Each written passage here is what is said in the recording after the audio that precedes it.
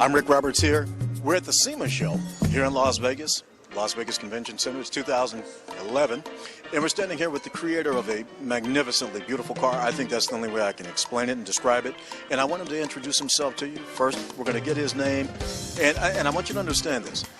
This is like looking at a Rembrandt. This gentleman here, because he is a creator. He's an artiste. Introduce yourself, my friend. Hi, Rick. How are you? This is Fernando Gomez. How are you? With a great hug from Mexico for you. And well, I'm here because I was invited to show this car here because it's a different car. It's a kind of a special thing because this Lincoln was conceived from the factory already with a V12 engine, a tiny piston, 110 horsepower engine. So I decided resto mod it and replace the original V12 engine with a modern one, and I had about 4 or 5 different options. So the best option I chose was the Ferrari engine V12. Give our viewers a little bit of background and history on your, let's say, start with automobiles, designing, fabricating. Kind of give us a history on who and where and what you've been doing. Well, I started this, I was invited once as a guest to a lunch, and I asked all the guys at a big table, please raise your hand who has the passion for cars since he was a kid. And everybody did. There was about 20 people there, everybody did. So it happened to me the same. Since I was a kid, I loved cars, as many of the other guys here. And I started working on my motorcycles, then cars, when I was a little more capable of economically doing that. And then I started growing and until I ended up professionally doing this. And I did this as a passion for me. But it is here. I mean, the car runs perfect. I mean, it behaves like a Ferrari. Yes. It sounds, when you start it, like a Ferrari, and runs. And I installed a Tremec 6 forward speed with a Jag rear end, with an XKE Jag rear end, and it's a strange, odd combination, but it ended up very nicely. It's a gorgeous car, beautiful color. There's so much to love about this car. The lines that are on the vehicle, how well and how aesthetic your engine compartment is in terms of the fitment. Also, just some of the small details and appointments that obviously show that you have a passion for building the car. Tell me this, over the years, obviously you said you started off with motorcycles and then you gravitated towards cars. Where does that passion come from? I don't know. As I was telling you that about this an anecdote about the table, I'm absolutely sure it's in your genes. Yes. I mean, 80% of men have that genes. I think so. It's an amazing car. Tell me some of the things. Obviously, you like the car, but what specifically is it about the car, some of the features that sort of just kind of caught your attention and made you say, this will be the car that I do this and create this masterpiece with? What was it?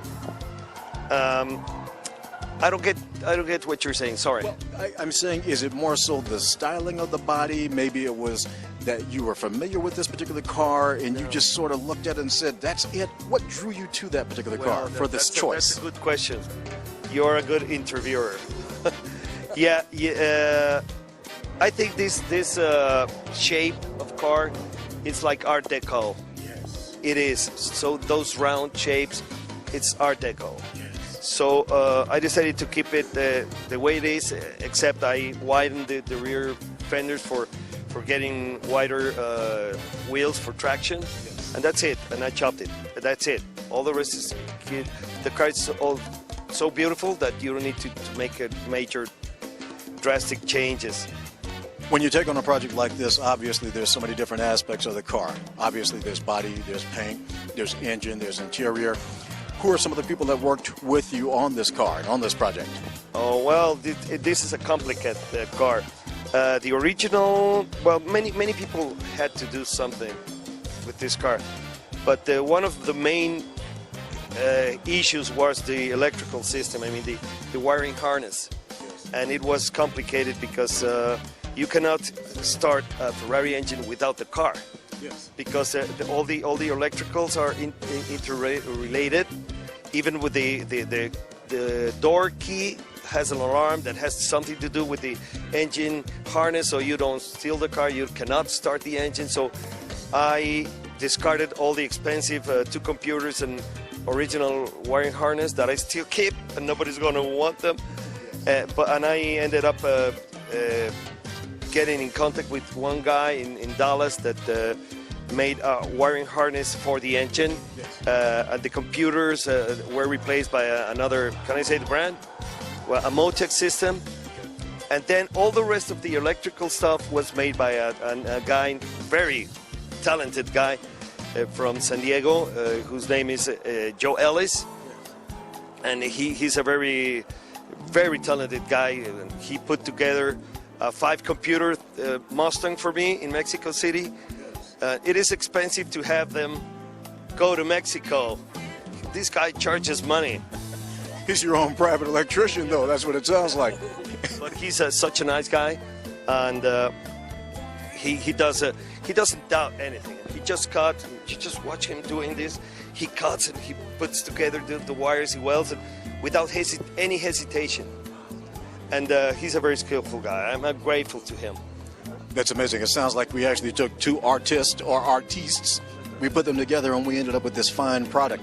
Tell us just about some of the features and some of the details that you've actually added to the car that maybe are sort of a favorite, or not so much a favorite, but something that you really like about the car that kind of took a little bit more additional effort on your part. Tell us some things about that. Well, it has so many things. I made this air filter plenum out of aluminum, and then I covered it with the real carbon fiber as well as that cover. What else? The console is modified. The main cluster on the dashboard was special, custom made. It has an air suspension, air ride suspension, custom made upholstery, of course. What else? These moldings are handmade out of handmade. Very nice accent also. It actually accentuates the body lines themselves. Hand polished and shaped. These emblems don't exist. I made them because there's no Lincoln Zephyr V12 emblem. It doesn't exist. It exists on one side. It's because one of the Lincoln Zephyrs have this V12 emblem on the grill, but just one side. So I needed the mirror side. So that doesn't exist. So I had to make both. So now I have this side and the other side, mirror side. So it's just an anecdote, a simple anecdote, but it has many different little things that had to be various components. Yeah. Now, in terms of the vehicle itself, what year is the car, the base vehicle itself? Yes, it's a 1939 Lincoln Zephyr. 1939. And in terms of the Ferrari engine that you chose, tell us a little bit about this motor. Just a little bit of, say, specs on the horsepower, the type of rating that you would have by mating the two of these together. What do we have for a combination and end result? Yeah, well, in order to match the engine to the transmission, there's no way, so I had to make a custom-made an adapter.